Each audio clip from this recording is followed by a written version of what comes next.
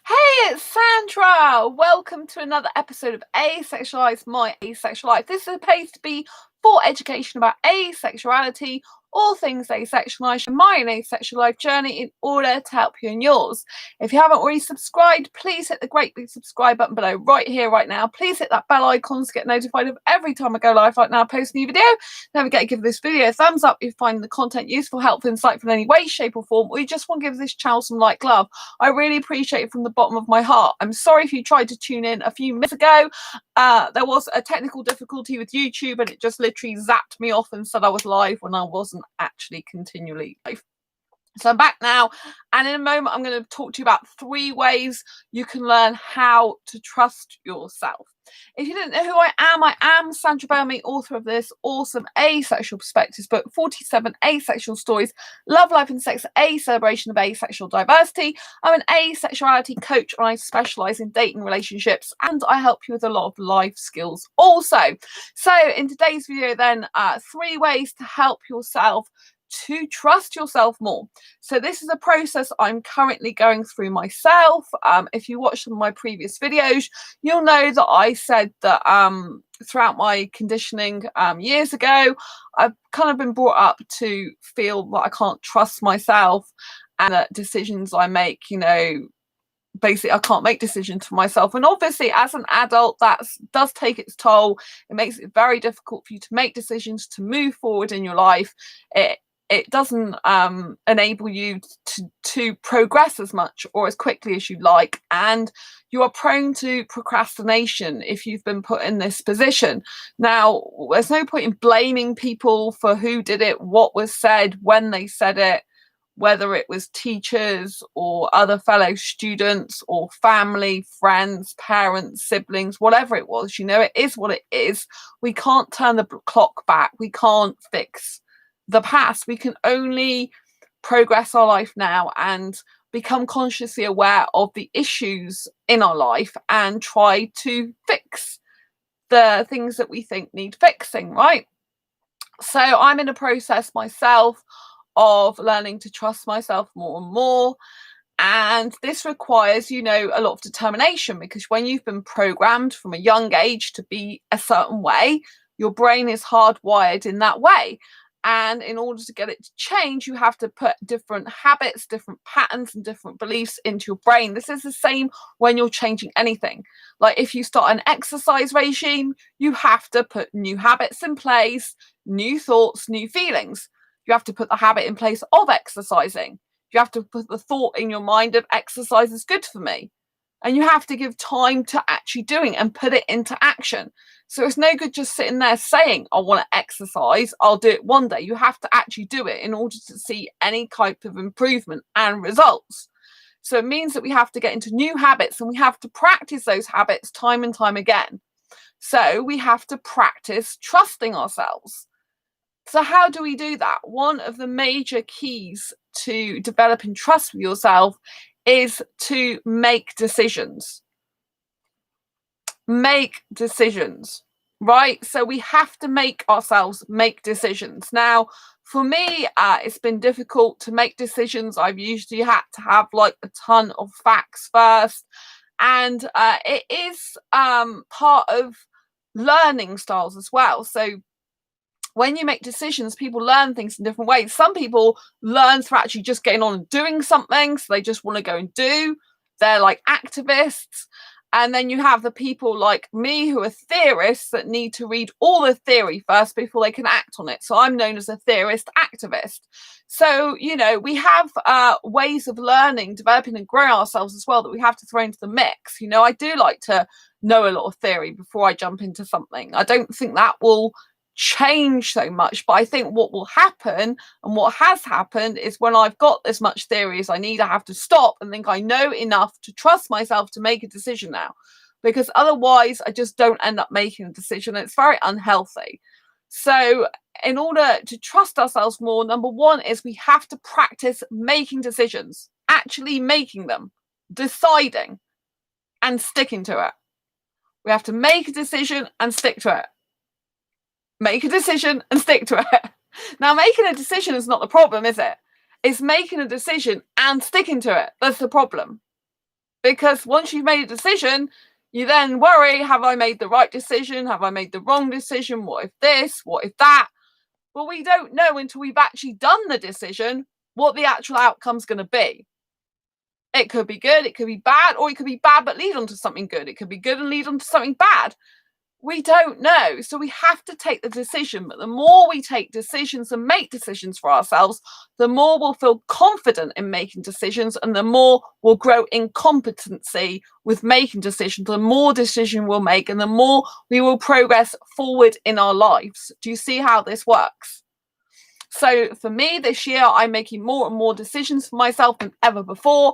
I am seeing a course thinking, I need that course. I'm going for it and doing for it. Not second guessing, should I be doing it now? Shouldn't I be doing it now? And this is what point number 2. You need to not second guess yourself. So you need to make a decision and stick to it and follow through on it and take the action. And then you need to not second guess yourself. So what you've got to do is make a decision, stick with a decision, and don't second guess yourself. Now, this is something I'm actively practicing. So I went into a group, Facebook group, a new Facebook group I joined today. No, yesterday now, because we're through to Thursday. So I joined a new Facebook group called Moths UK. And because moth is my spirit totem, and moths keep appearing, and I had this really big moth in my bedroom, about 3 times bigger than the normal moth I'd see. It was a little bit scary because it was that big. And it's fluttering around like a bird, right? And so I wanted to know what type of moth is this. So I thought I'll join a group full of people who like talking about moths and different species of moths. And I thought this would be a good idea, but I was wrong. I went in the group, and I can't. My ceilings are so tall; they're like big Victorian ceilings, you know. And this person said, "Oh, well, the picture, yeah, you're in the right place, but this picture, you know, like you need to get a close up of it." And I'm like, well, I can't because the ceilings are too high. Then there was this other person that said, oh, well, why don't you knock it to the floor? And I thought that was really disgusting. I do not hurt moths. Moths are my spirit totem, and they're beautiful creatures. I'm not about to go and get something and hit it off the ceiling just to find out what species it is and probably kill it in the process.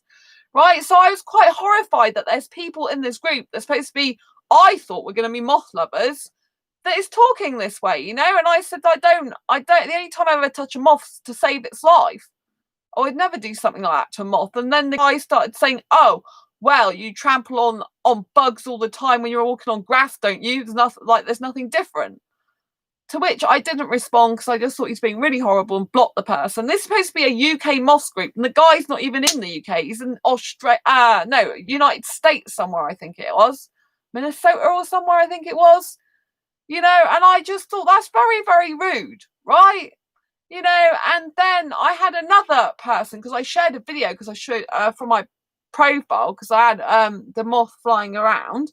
So I shared this video, and this person's going, oh, well, I like your doggy toys, but I couldn't see the moth because I was too busy seeing the toys.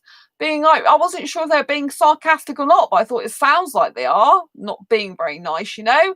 And one thing is, you've got to be your true authentic self in this world. If people don't like you for who you are, that's not your problem. At the end of the day, it's their problem. And it's very rude. Do you know what I mean? Like, I live the life I want to live, you know. I was just taking some footage. You know, at the end of the day, it is what it is. And that was so horrible. And then I had another woman saying, oh, unless you're Native American, you can't have the moth as your spirit totem. It's like, well, I've known moths my spirit totem for years. Like, it is the way it is. No, I'm not American. You don't need to be. So I just had really bad feeling about that group, and I left it, right?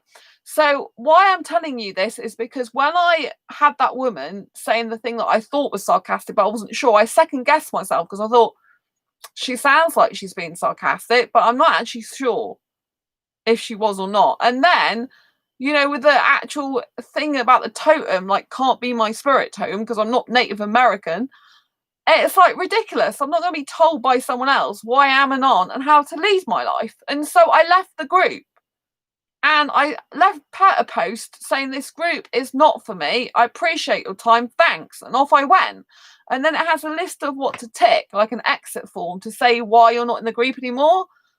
And I basically said that, that the group didn't feel right for me and didn't like the members in it, And I thought that was so, like just a horrible experience. I had to get out there. But you see, I was thinking, oh, should I stay in the group and give them another chance? Should I? I thought, no, Sandra, you had 3 people being horrible to you in less than 2 hours. Well, it was probably within less than 2 hours of being on there, maybe even an hour. I think I went straight and posted within the hour, and it was hell. Do you know what I mean? It's a horrible environment. So I left, and so instead of staying in a group and thinking, oh, maybe they'll change, or maybe I've got it wrong, and second guessing myself, I actually left. And this is how we develop trust for ourselves, because we make a decision and we do something about it and we just follow through on it, and that's the end of it. And of course I was feeling a little bit upset and angry afterwards, because it's like, why should they treat me that way? But at the end of the day, I realised that obviously they've got nothing better to do with their lives, and they'd rather just go around judging people the whole time and being horrible. And I thought, if that's the way they want to be, good luck to them. I ain't got the time, energy, and effort to waste on that in my life, So I left them to it. So the reason I'm saying it, I want to express how it's important to make decisions and to stick to those decisions and practice not second guessing yourself. So even if you do second guess yourself, make sure you don't continually second guess yourself. For me, that was really strong of me to do that and say it was the other members, because I felt even bad, because I'm an empath, and I felt really bad about even saying it was the other members, because I thought, I don't know what they usually like, and I don't know what the admin's like, and they probably think, oh, well, it's good you left, because if you don't like the members, there's no point in being here. But they didn't actually. There was one guy who messaged me back from a group, and I thought this was a really nice message, actually. And I think it was like a member or an admin or something. And I did think this was very, very nice of them. And so, they said, "Hi, Sandra, I saw your post on the Moss group and was very disappointed by the degree of sarcasm shown to you. Most of the members there would be mortified at these comments. We try to keep things civilized and help people. I hope you will give the group a second chance sometime in the future. By the way, looking at your photos, I think the moth you had in your room was a silver Y, common but a beautiful little creature. All the best." And so, and so I thought that was really nice of them, and that just kind of like cemented the fact that I did make the right decision, that I did interpret the way they were being towards me as, completely inappropriate. And rather than spending time there, I said that, basically I'm not going to go back in the group anymore, because I'm looking for someone, I'm looking for a group that's got positive energies, and, that I'm a very spiritual being, and someone that, understands about the fact that it's my insect totem, basically, and I want to be around negative energy and people who don't believe in that type of thing, basically, and I don't want to be in that type of group anymore. It's horrible, And so, it's very, very important that we follow through. And that just reassured me that I'd make the right decision, I actually stuck up for myself, left, and made the right decision. So that was really good. But obviously we have to, as people, decide something, and even if someone doesn't say it's the right decision, we still need to stick by it and believe in ourselves, so it's very important to make decision and then to actually follow through, and don't second guess, and just do it. I mean, I've bought some products before and thought, should I have bought them or shouldn't I? But at the end of the day, there's no point in thinking like that, because once you've bought them, that's it. Do you know what I mean? Some of them I should definitely have bought, and others I probably shouldn't, because I didn't get any use out of them, because they were faulting something's wrong with them. It's not my fault. It's just the way it is, But at the end of the day, it's good to make decisions. It's better to make decisions and sit here for like 10, 15, 20 hours, 20 days, 20 years and say, I can't make a decision, and you're paralyzed by indecision and indecisiveness, and you don't do anything with your life, because that's just a waste of your life. And then you look back on your life with regrets. So even if you make a decision and you don't second guess yourself, and it does turn out to be something that's not what you thought it was, just allow the fact that, life flows like a river, and sometimes, things come into your life and just flow through out of your life again. And it wasn't meant to be, that can be how some relationships are. You might find someone who's suitable, you think, for a relationship, then all of a sudden you find out they're not, This is what happens sometimes, And the third way to trust yourself is to trust your instincts and intuition.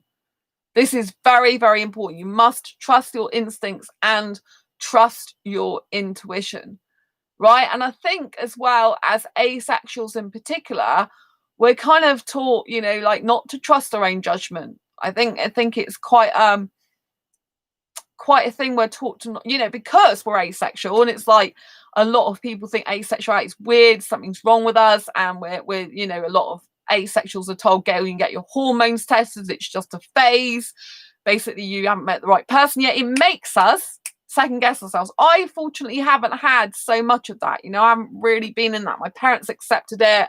I haven't really had any issues with asexuality. I've had some people say like it's, you know, like come on, you're just, you know, like you know, you just haven't met the right person yet. So I have had some like that, not from my parents though, but I have had some people like that, you know. But I think as a collective community of asexuals, from what I've learned over my 5 year, well, since 2014, 6 years now of being asexual, knowing that I'm asexual, I've always been asexual, consciously know I'm asexual. You know, I've learned to understand that a lot of the time I think asexuals are made to feel like they can't make, you know, they make bad decisions, or they're not going to make the right decision, they don't know their own mind, because we're dictated to by society. You must be this certain way, and if you're not, you do, you know, a lot of asexuals do feel like they're broken, there's something missing wrong with them, because society is trying to tell you that, when it's not actually true. It's really not true. And one thing I'm very crystal clear about is that I'm asexual, that I don't experience any sexual attraction. I experience a lot of arousal sometimes, but no sexual attraction. I find it hard, that I find that the whole concept very contrast, but I just, good that I'm different, isn't it? At the end of the day, everyone's different for a reason. And I kind of bridge the gap between asexual and sexual, I think, because I've had lots of sexual experience in the past. So I think it's quite good in that way, because kind of need to bring asexuals and sexuals together so that the sexuals can understand asexuals more, and vice versa, you know. It's very important for peace and harmony for our future civilizations to come. So you know, I truly believe that, you know, it's harder for asexuals to trust ourselves because of the way in which a lot of us have probably grown up. I think a lot of us have been bullied, a lot of us have been made to feel like we can't be ourselves and who we really are. A lot of us have been made to feel like aliens in the world. So all this is kind of like disfiguring yourself, like distorting who you really are, rather than getting to the core essence of who you are and growing in your own sexual beauty. It kind of has distorted your own inner soul, of your inner asexual soul. So I think it's very, very important that we recognize this, that we recognize that, you know, what outside influences have brought us to the place we are now, and they've kind of instilled these patterns and beliefs and habits that are very bad for us, and that we need to get back to our root of who we are and who we are born to be, and that our asexuality is our beauty, and it helps us to see the world, life, relationships in completely different light to everyone else. And that's something to be cherished, you know. It's not wrong, you know, for us it's right. Every sexual orientation has things that are, you know, good for them, right for them, and it's right for us not to experience any sexual attraction, and it's right for us, you know, to not, obviously there's grey end of the spectrum as well of asexuality, but it's right that we, you know, that we don't experience sexual attraction, and we don't want or need sex and stuff like that. So there's nothing wrong with it, it's nothing broken. And I think once we can trust our asexuality more, trust ourselves and our asexual world, and I think once we can realize that it's people that have conditioned us, that have been programming us, that have been trying to think for us, once we can get rid of all that and break the chains that have enslaved us for years, I think we can come into our own and be a lot more comfortable and confident in our own skin and our own mind and our own soul and our own personality. And we can really thrive and flourish as the beautiful asexual we were always born to be. It's really, really important that we just love ourselves for who we are. So if I was going to give you a bonus number 4, it would be to love yourself for who you are. In order to trust yourself, you need to love yourself for who you are. This means loving your strengths. And if you do think you've got weaknesses, loving your weaknesses. This means just loving yourself. And 5th, is believing in yourself. So I could have put 5 ways to trust yourself more, but yeah, it's very, very important. It's very, very important to make decisions, to not second guess yourself, to use your intuition and your instincts, and to love yourself for who you are and believe in yourself. So 5, actually, ways to trust yourself more. Because when you love yourself, it doesn't matter what decision you make. You can't make a wrong decision because you still love yourself regardless of the decision.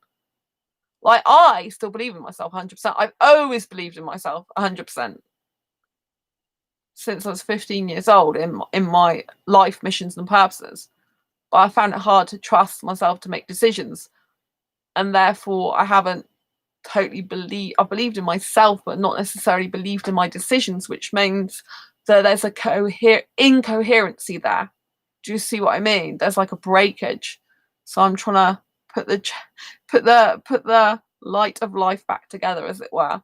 So, and one of the affirmations I've said that I do recently now is I hold my hands to my heart like this and say, I love myself, I trust myself, and I believe in myself. And you have to really feel your heart when you do this affirmation. So if you're sat at home now watching this, I want you to do it with me, Put your hands on your heart like this and go, I love myself, I trust myself, and I believe in myself. I love myself, I trust myself, and I believe in myself. And keep saying that over and over again. I love myself, I trust myself, and I believe in myself. It's very, very important. Very important. So I hope these tips have helped you for how to learn to trust yourself. I'd love to hear what you think. Please put your comments in the description below. Don't forget to give this video a thumbs up if you like it. Don't forget to share it if you know someone who may benefit from it, who may really want to hear this right now. And subscribe if you haven't already. Hit that great big bell icon to get notified of every time I go live like now, post a new video. And don't forget, like I said, give this video a thumbs up. Until next time, embrace your quality and each other's. It's a pleasure to see you as always. Lots of love, and I'll see you soon. Take care. Bye-bye.